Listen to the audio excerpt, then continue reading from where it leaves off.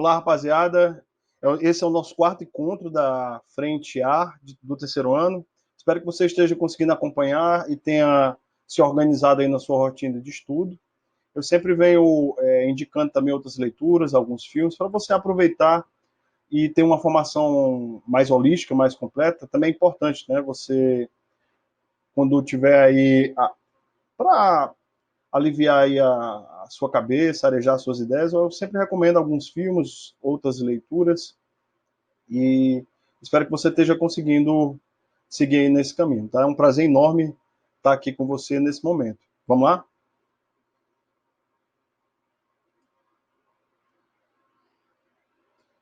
Bem, a história do Brasil, como a gente já percebeu, não é tranquilo. Até colocar o óculos, que o papo é sério, né?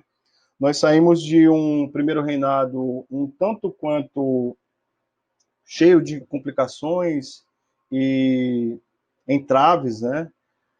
O período regencial também não é diferente, tá? São exatamente 9 anos, assim como o primeiro reinado, marcado por controvérsias, lutas, mas ele é importante para a gente entender duas coisas. Primeiro, o processo político partidário brasileiro, que você vai entender que praticamente todos os partidos políticos brasileiros vão sair do Partido Moderado e vão formar progressistas e regressistas, daí você entende que essa questão ideológica partidária no Brasil é muito frágil, né?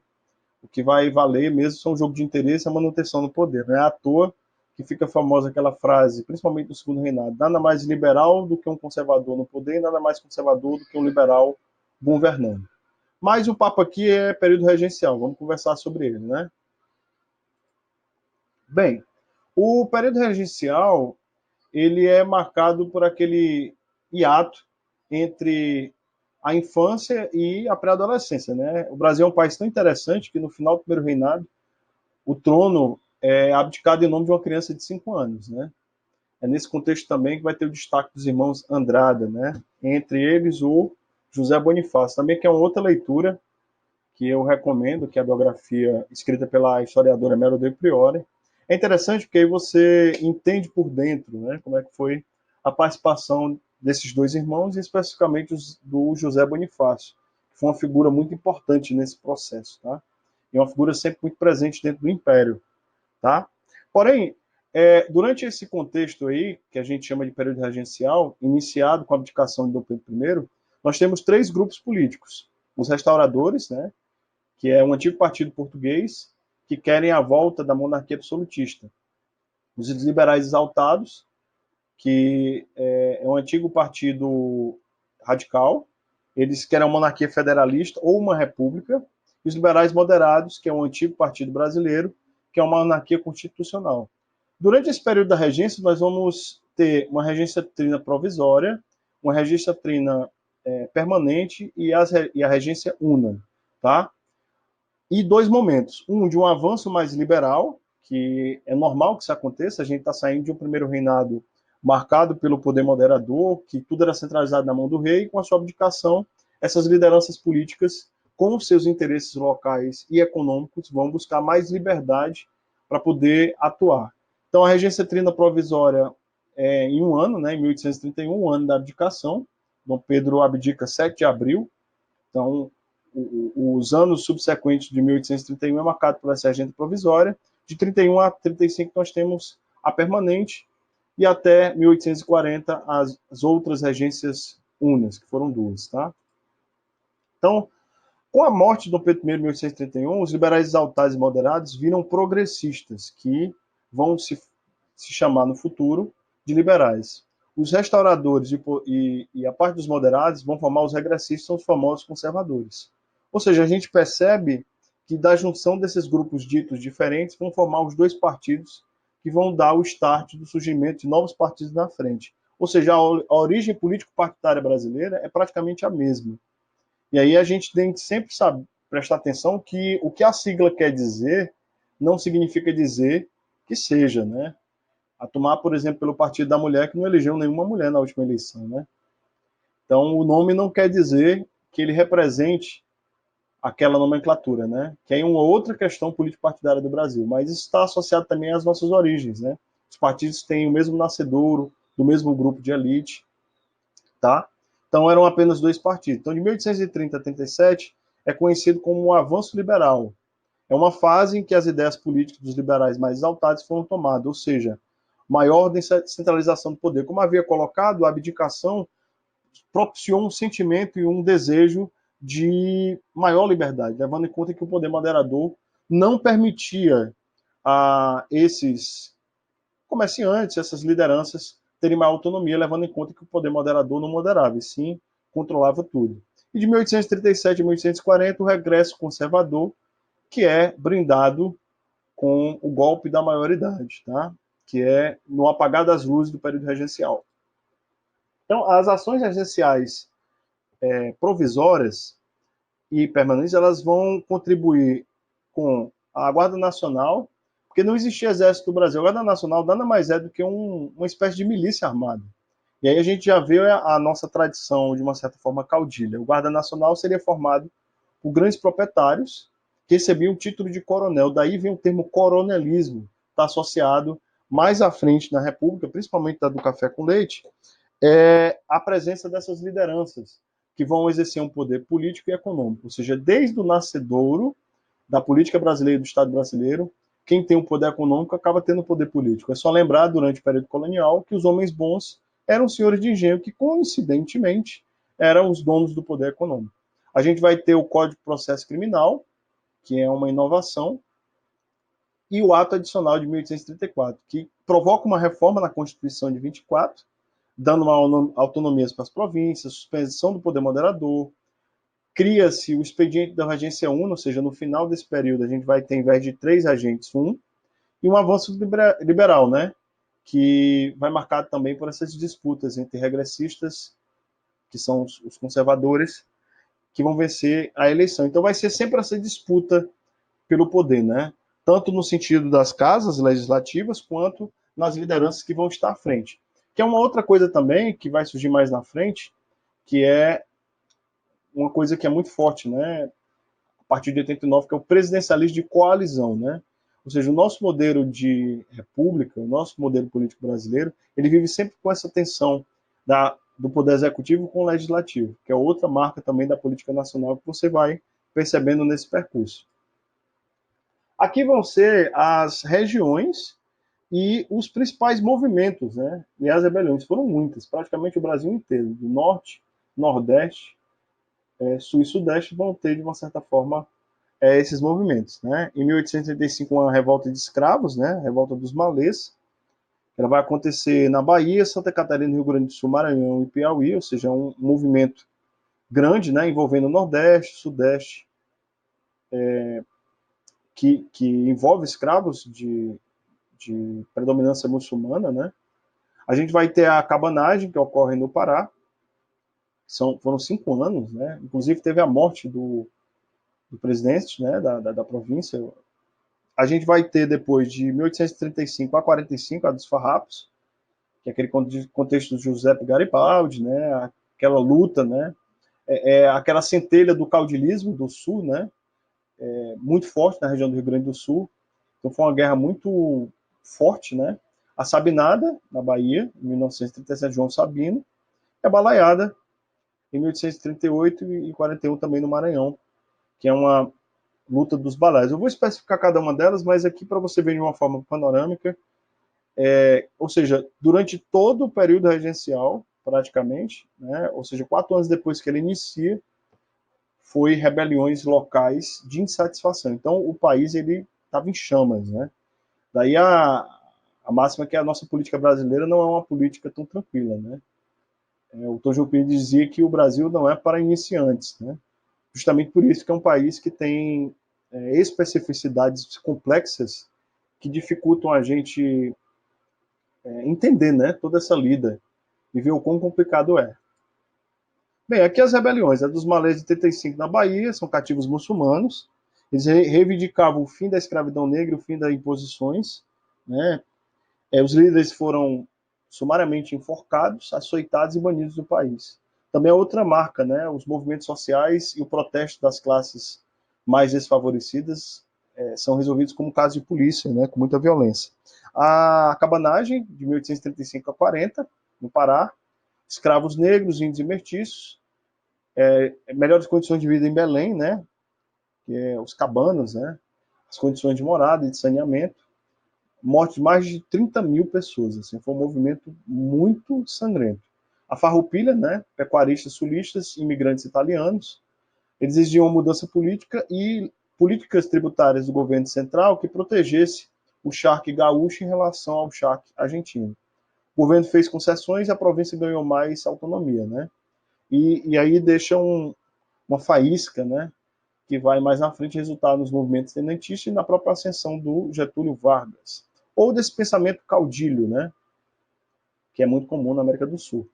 A Sabinada, de 1837 a 38, na Bahia, classe média baiana, né? Comerciantes profissionais liberais, é um movimento mais elitista, eles aspiravam uma república e um federalismo radical, ou seja, que desse mais autonomias para os estados. Então, é um levante que reclama muito desse poder centralizado na mão do imperador. Morreu mais de 1.800 pessoas. E a Balaiada, no Maranhão, formada por populares escravos, eles estavam à busca da liberdade e contra a repressão do governo. Perceba que são movimentos distintos, né, de insatisfação, que não estão unificados em algumas bandeiras, entre elas a escravidão, né? Uma liberdade restrita e total que era exigida por alguns dos movimentos, pelo menos os mais populares, não se apresenta nos mais elitistas, né? Como a Farroupilha e a Sabinada. Aqui uma melhor detalhação, né? Ela vai a cabanagem no Pará, as causas da péssima condição de vida dos índios negros libertos e o monopólio político econômico da aristocracia rural, né? A base social é homens pobres de caráter popular, o projeto político república, federalismo e democracia, com voto universal e foco do poder. Né? A importância histórica foi o primeiro movimento popular a tomar o poder, ou seja, eles tomaram o poder na marra e mataram o governador, né? E o desfecho, repressão, prisão e execução de lideranças. A Farroupilha é o mais longo, dura 10 anos. A causa são aumentos das taxas do charque gaúcho e forte sentimento de autonomia, né? Isso é muito forte ainda no Rio Grande do Sul, né? Se você assistir um jogo de futebol de um time gaúcho, toca o hino do Rio Grande do Sul, né? Eles são muito nativistas, né? Isso aí é uma herança dessa construção histórica, né? O gaúcho, ele tem um sentimento de pertencimento muito forte. Estacioneiros, né? Grupos sociais, populares, mas é um movimento de caráter elitista, né? Eles queriam uma república federalista e queriam se separar do Brasil, né? É um movimento muito ousado nesse sentido, né? Ele se processa no Rio Grande do Sul e em Santa Catarina. E a mais longa revolta da história do Brasil, foram exatos 10 anos. O acordo de incorporação dos oficiais da Farroupilha no Exército, e aí é onde a gente começa a ver onde nasce o sentimento tenentista e o movimento da Revolução de 30, né? Tem muito a ver com esse movimento da Farroupilha, sobretudo a supremacia do charque gaúcho. Né? Na Sabinada é um elitismo político, restrições de direitos políticos à aristocracia rural, a camada média urbana de Salvador. O projeto político, a maioria era ampliação da participação política dessa elite que estava fora das decisões. A importância histórica, mais importante movimento social em defesa da monarquia, e forte repressão regencial. Repare que não tinha exército, mas os mercenários, né, que eram contratados, passavam o rodo, né, como diz na gíria, né, extremamente violentos. A baleada, né, as causas, exploração e grandes proprietários de terra sobre a massa de homens pobres do Maranhão, de novo a questão social, péssimas condições. A base social, um grupo social de artesãos, pequenos proprietários, escravos, aquilombados, populares. O projeto político era uma república federalista, repare que o único que distou é a Sabinada, mas a maioria tinha uma aspiração por república, um federalismo. Era ousado porque queria uma reforma agrária que nunca existiu no Brasil, que é outro grande problema que nós temos. A importância histórica, a expressão do conflito social de proprietários e não proprietários, há meio que uma junção, né, desses dois campos, de quem tem e de quem não tem. E o desfecho, forte, repressão imperial, que também é uma outra semelhança em todos eles. Né? O desfecho foi terrível, né? E aí essa situação faz com que as lideranças políticas regressem a uma visão mais conservadora, mais centralizada, né? A regência una do Pedro Araújo Lima, né? Ele vai trazer uma reforma no processo criminal, permitindo que o governo central passasse a controlar todo o aparelho administrativo e jurídico, e os juízes de paz continuarem sendo eleitos nas localidades, mas sem os mesmos poderes de antes. Aí é que a gente vê também a questão da intervenção do poder federal em relação aos estados, que também é outra marca da política nacional. Em alguns momentos da história, a gente teve interventores, prefeitos, senadores biônicos. A gente vai estudar tudo isso no percurso. Eu vou estar lembrando disso, mas esse Código de Processo Criminal com essa preocupação e também a limitação das autonomias das províncias, além de tentar diminuir o poder da Assembleia Legislativa. Então, foi criada uma lei de interpretação do ato adicional para tentar diminuir essa autonomia que foi criada de 1831 a 1837. Ou seja, perceba que o poder federal ele não lidar muito bem com essa ideia de federalismo e tende a centralizar muita coisa do seu poder, que também é uma outra coisa que vai dificultar no país quando for proclamada a República. E aí, o fechamento de ouro com o golpe da maioridade, a antecipação da maioridade do Dom Pedro II, que tinha 14 anos, teve uma formação voltada para esses fins, né, diferente do pai, ele se preparou para a função, ele vai ter um reinado muito longo, né, de 1840 até 1889. Então, o golpe da maioridade foi uma tentativa, né, de não desintegrar o país e manter a sua unidade política, centralizada através da figura do Dom Pedro, né, que é um garoto, jovem. Eu visitei agora, em julho de 2019, em Petrópolis, né, o museu onde era a Casa Imperial. São lindas as indumentárias, né, os instrumentos, né, dessa família, e o custo que se levou para o país, né. Então, o projeto de centralização realmente vingou dos conservadores e teve um certo apoio dos liberais, né. Perceba que aí não é mais uma questão ideológica, é uma questão de interesse político, né. Então, os liberais, embora divergissem em alguns pontos com os conservadores, mas a gente vê que para ganhar um certo espaço, né, político, se unem, né. Então, envia o interesse dos grandes proprietários em restabelecer a ordem, né, o país estava em chamas, em cada região praticamente um problema, evitar que a unidade territorial se desfizesse. Então, é de novo aquela mesma estratégia do absolutismo e da formação dos estados nacionais, né. O poder descentralizado, as revoluções, a crise, a peste, fez com que a figura do rei voltasse a ter destaque. Aqui no Brasil, a crise, os conflitos, os problemas fizeram com que a figura do Dom Pedro I tentasse, né, unificar o país e tentasse apaziguar esses ânimos. Ok? Então, sobre a regência, meus caros, o que eu tenho a falar é isso. Né? As cenas dos próximos capítulos aqui da frente será o segundo reinado, segundo marcado por muitas questões. A figura do Dom Pedro II é uma figura também muito interessante, então é uma biografia muito bacana sobre ele. As Barbas do Imperador, também é outra recomendação que eu faço a você, caso você possa adquirir a obra. E como já é de costume, eu faço a recomendação aqui para vocês das páginas, né? A página 645 e 646, que vão lhe auxiliar, né, no entendimento do capítulo, né, de você fazer a leitura do seu próprio livro. E lembrar, os que não baixaram o aplicativo do SAE, baixem, para que ao apontar ao QR Code no final do Desenvolvendo Habilidades, você tenha os gabaritos comentados. E aí, também incentivar você a vasculhar o site do SAE Digital, que está recheado de ferramentas, vídeos explicativos e questões que já estão liberadas para que você possa melhor desempenhar o seu aprendizado. Um forte abraço e até o nosso próximo encontro. Valeu!